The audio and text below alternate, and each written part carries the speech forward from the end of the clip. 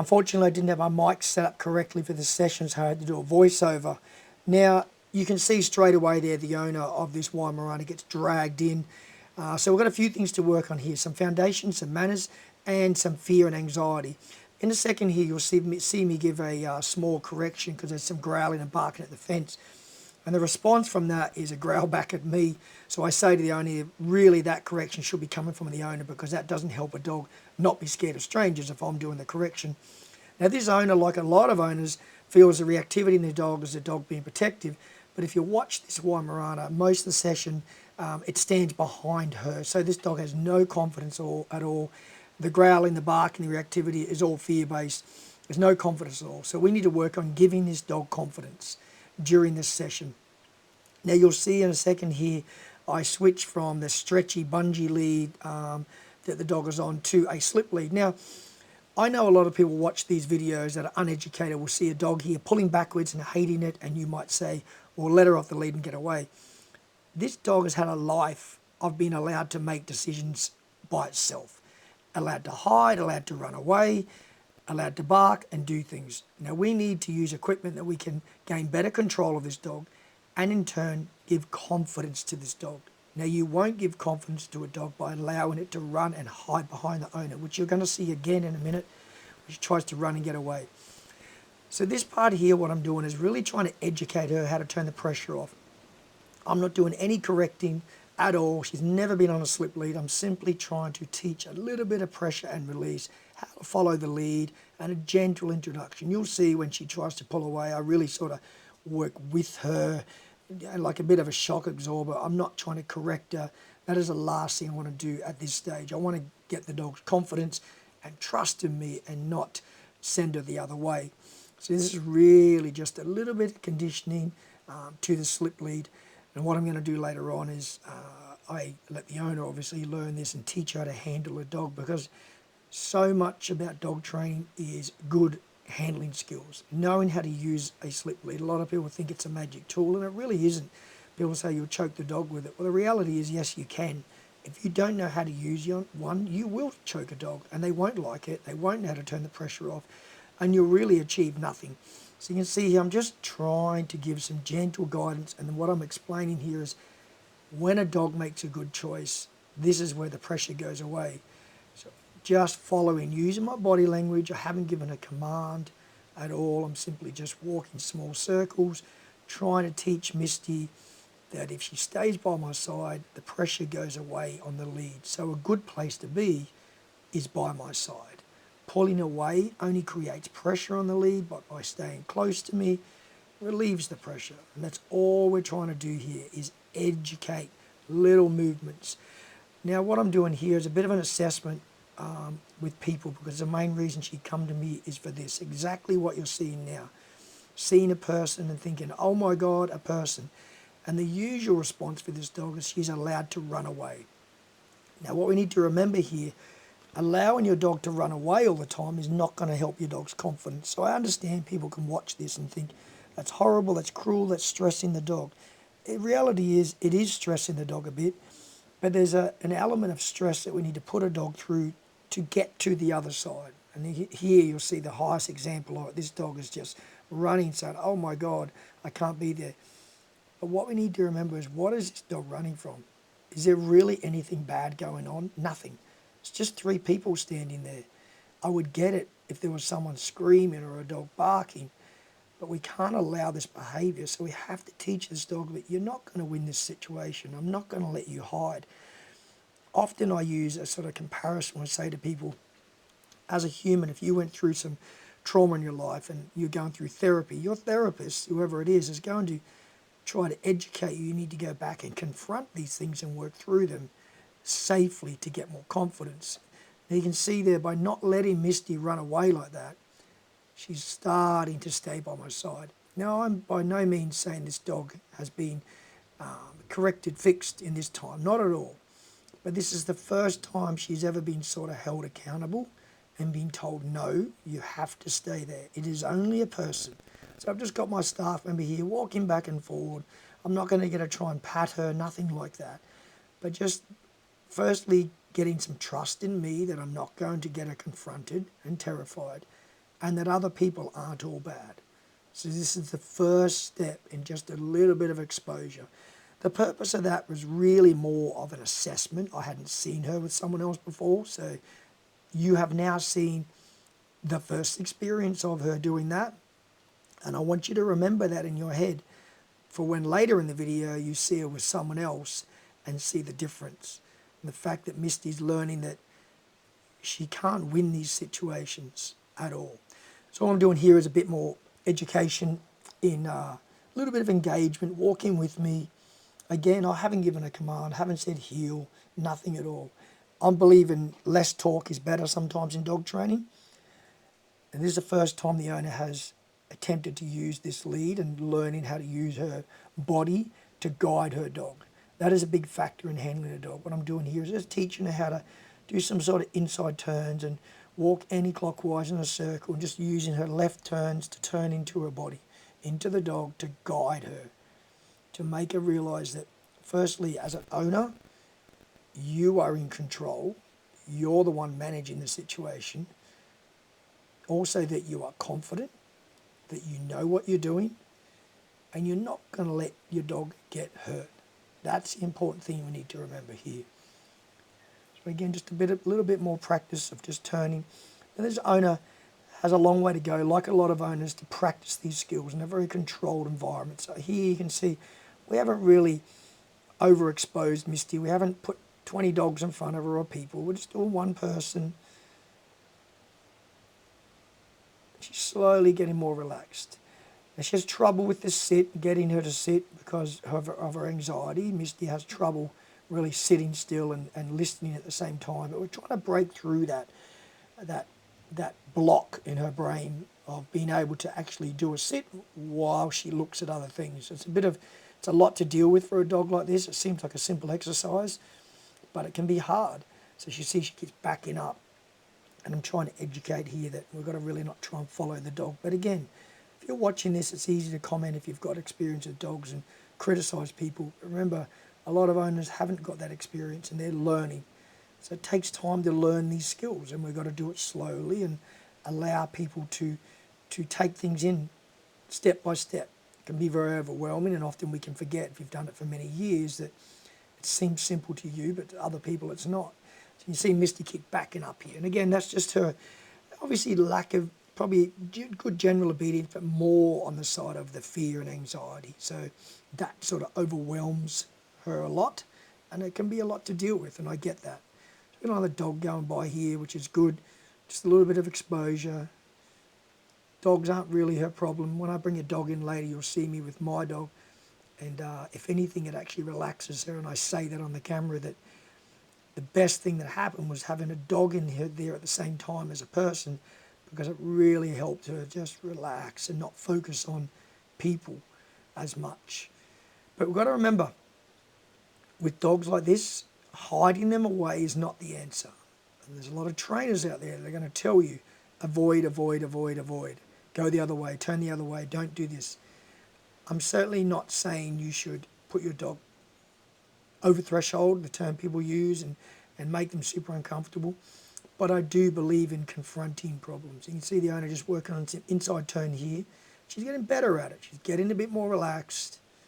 And again, this is a very controlled environment. It's a small area. There's not much happening. But this is where we need to start. I can't put this owner in front of 20 people and expect her to handle her dog very well. Not yet. Not until she's better at basic handling skills. You can see there she got the sit a bit better. We're just aiming for like 10 seconds here. Nothing big. Now some of you out there would say, well, why don't you use food? If you said to me, why don't you use food in this, it shows me the lack of experience you have with dogs, for the reason that this dog will not take food. Not when it's like this. It just won't happen. And if you think I'm overwhelming this dog, what less can I do? There's only me and the owner. I can't work at 50 meters from the dog. There's no real noise around. This is not overwhelming the dog. There's no, overexposure here to too many things. It's pretty mild. And this is my dog Nash coming in here. Now you're going to see that she's really good. She likes dogs. But we do a bit of a meeting protocol here, which I like to do, which is just a safe way to introduce two dogs that have never met before, instead of letting them come nose to nose and doing the old 3, 2, 1 counting down and giving them 3 seconds of reacting, which is often dangerous, you won't be fast enough. I would rather see if she wants to meet by seeing if she wants to sniff and meet my dog, which end she wants to go to, whether she has intentions to go to the front end, which is probably more confronting obviously, or go to the back end where most dogs will go naturally to scent and check out the other dog, what it is, a boy, a girl, see how comfortable they are. And then we switch that over. So I'm just explaining the process here of what I like to do in a meeting. I actually say to the owner, I don't encourage meetings in public at all, but this is one of those what if you need to do it. You've got a friend that's coming to your house, they've got a dog, or you're camping, or you're doing something, you want your dogs to meet. Now you may look at this and go, oh, she's terrified, doesn't want my dog to meet. That's just her as a dog. Doesn't mean she's terrified of my dog.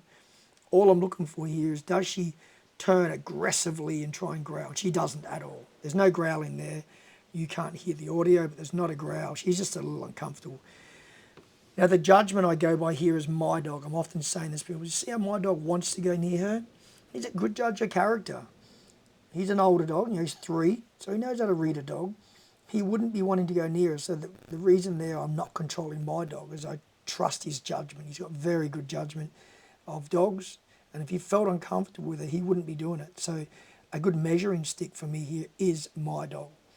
And yes, Misty is uncomfortable. But remember, if we allow her to just hide away, we're not going to help her here. What I'm doing is putting her around dogs she can trust. My dog's not going to attack her, not going to make her uncomfortable, and they get on really well. I don't show you the whole video because it'll bore you all, but they get on really well. That howling there, that barking of my dog, he always does it when he's happy. So it's almost like a good check mark. And when he does that, he likes the dog. And they get on really well.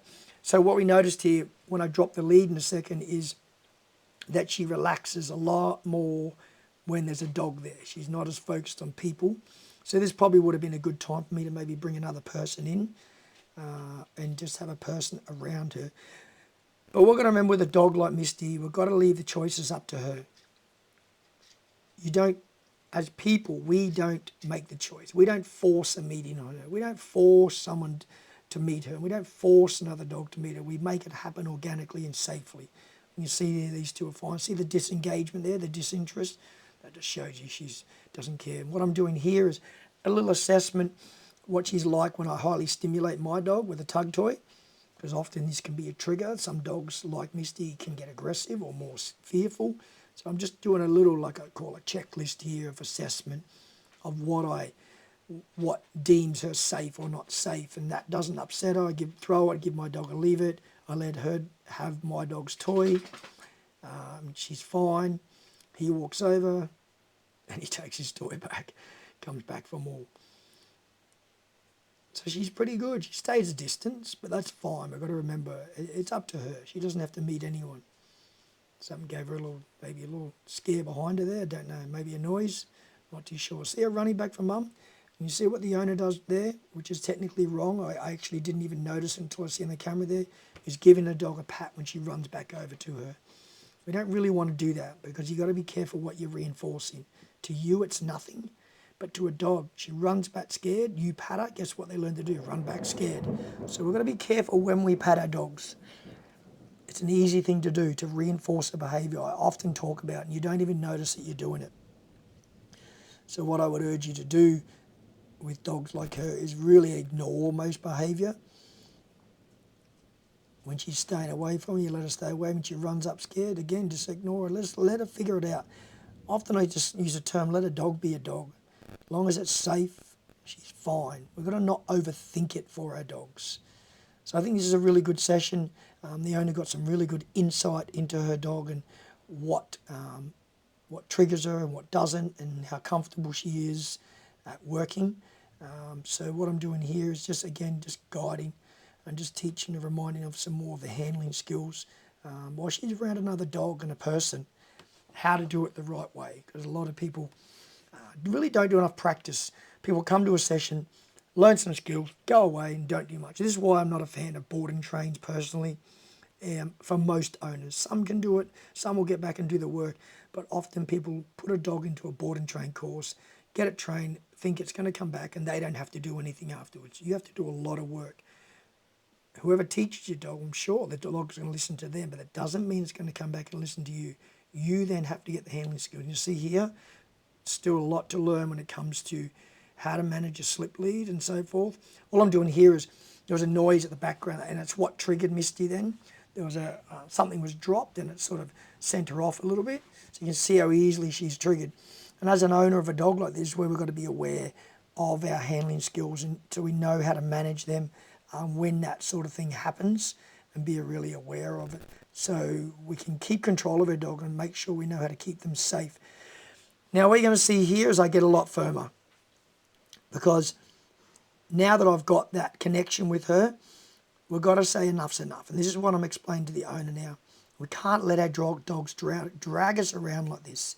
This is not about hurting this dog. It's the complete opposite. We have to make her realise she's got to snap out of this behaviour. And these little corrections and guidance here, you're going to see how quick she calms down. She'll go to what I call a default position, which is a sit.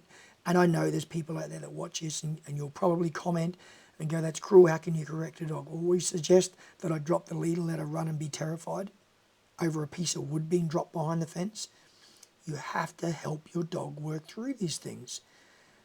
And this is irrational fear, which is what I believe is just not warranted.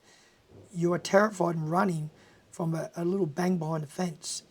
If you're going to help your dog's confidence, you have to know how to guide them through it. And sometimes they need a little, for the lack of a better term, snapping out of their craziness and what they're doing.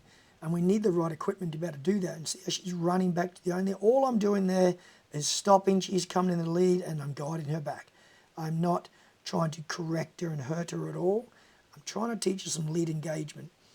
What you're going to see is I do a few reps here, and I walk towards the owner, and you come to a stop.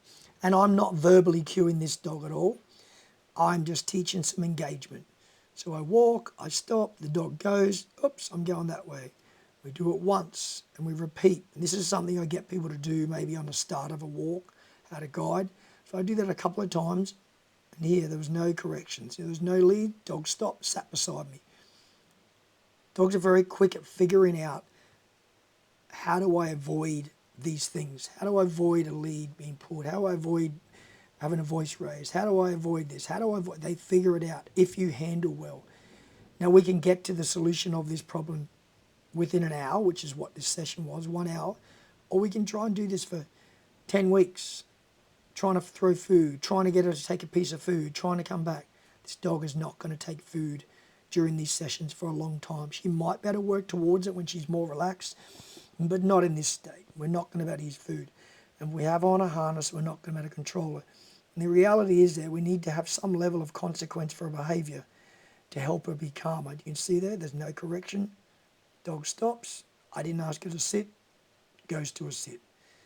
So I'm really hoping people out there that watch these videos with an ideology they believe in can maybe just open up a little bit and go, okay, I can see some good in this, because I know a lot of people look at this and go, there's a correction for lead, there's a yank, there's a pull, that's bad for the dog, that hurts them. And you need to trust me on this from someone who's trained thousands of dogs, that the amount of dogs that can be helped with this style of training, you would not believe. But a lot of people are just closed to the idea and do not believe it can work, and it should all be positive. I'm someone who would love to be as positive as possible. I would love to be using food and treats and no pulling of leads and helping this dog. And maybe you could do that if you've got 6 months of your life to spend on this dog at working at hundreds of meters away and doing it. Maybe you could get there. I don't know. Even then, I think you would struggle. But the reality is we need to better help this dog work through this problem very quickly. Since the session, I've obviously contacted this owner, and she's going great. She's doing the practice I've asked and getting good results already. Now you'll see the difference in this meeting here by the fact that how I guided her with that lead a minute ago, teaching her she doesn't get to run off and be terrified. I'm doing nothing here. I'm not forcing her. That lead is pretty loose. I'm relaxed. I haven't told her to stay. I haven't told her to do anything. But I'm just not allowing her to be terrified. That's what I'm not doing. We've got to be careful we don't baby our dogs so much that they lose all their confidence and they forget how to be a dog. This is a big, strong dog who should be able to deal with this. Now, the owner feels partly responsible for this dog being like this. I assured her that it is not all her at all. Some dogs are just like this. They have their things they need to work through. Some dogs can be born like this. Others can have trauma in their life. There's different reasons. But now I give the lead over to Martin, just to guide. He's never met her before. Just to guide her around, and again, teach her that there's other people out there that are nice. So I'm really hoping everyone got some good tips out of this video, and it can help you with your dogs. And you need an environment to be able to do this in safely. If you've got a trainer in your town that can help you with this, that's great. If you'd like to visit me, I would love to help you out, because a lot can be done in a very short time if you get some good handling skills and you've got the facility set up, you've got a trainer with the right experience. And you can see here the owner doing a third person by herself. And I want you to think back to the first person, how that went. How this dog was in the first person. And you may have watched this, like I said, with your ideas, but just open your mind up a little bit and look at this now. There's no yanking. Yeah, she's moving a little bit. But compared to the first meeting, I feel like that's night and day. Now, this is only a 1-hour dog training session. So if this owner continuously exposes this dog in the right way, safely, she can keep getting good results. But I wouldn't go forcing meetings. This is only what I wanted to work on. Having people in front of her at meters away and keep working and working. If you've enjoyed this video, I would really appreciate a subscribe. Let me know that you liked it. Write in the comments. Give me some feedback. And please watch these videos with a bit of an open mind. It's always good to learn new things. I'm always open to learn new things. And hopefully people did learn from this. And you can apply some of these things with your dogs. So I think this owner did a great job.